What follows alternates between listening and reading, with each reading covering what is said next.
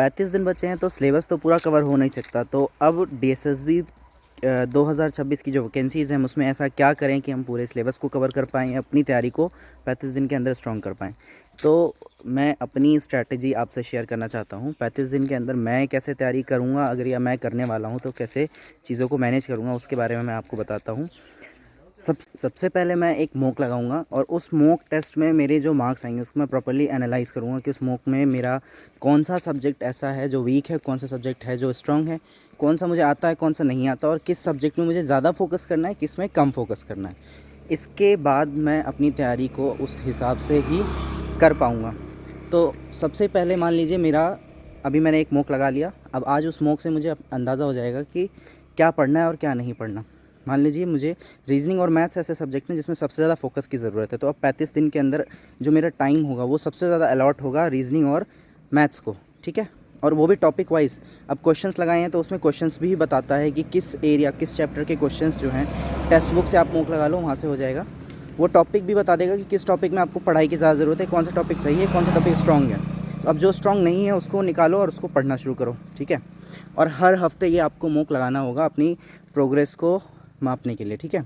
हर Sunday को आप mock लगाएंगे और संडे के बाद उसको एनालाइज़ करेंगे प्रॉपर, और उसमें जो सब्जेक्ट्स, जैसे हिंदी मान लो मुझे आती है तो मैं हिंदी को अब कम से कम टाइम दूंगा, सिर्फ 10 से 15 मिनट में इसको रिवाइज़ कर लूँगा। बस इंग्लिश मुझे आती है तो इंग्लिश को मैं रिवाइज़ कर लूँगा। इस तरीके से अपनी जो तैयारी है उसको मुझे 35 दिन के अंदर कवर करना होगा। और हर बार एक एक टॉपिक, दो दो टॉपिक, तीन तीन टॉपिक मेरा हफ्ते दर हफ्ते स्ट्रॉन्ग होता चला जाएगा और मॉक में मेरे नंबर लगातार बढ़ते चले जाएंगे। तो हर हफ्ते मैं अपनी प्रोग्रेस को इस तरीके से नाप सकता हूँ, और जो चीज़ें मुझे आती हैं उसको सिर्फ रिवाइज़ करूँगा, और जो नहीं आता है उसको मैं प्रॉपर्ली हर हफ्ते बैठ करके पढ़ूँगा। और ये स्ट्रैटेजी मैं तब बता रहा हूँ जब एक पर्सन वर्किंग है। और इसके अलावा अगर आप वर्किंग नहीं है, आपके पास समय है, तो आप इससे भी ज़्यादा अच्छा स्कोर कर पाएंगे, इससे भी ज़्यादा अच्छा आप परफॉर्म कर पाएंगे, ठीक है।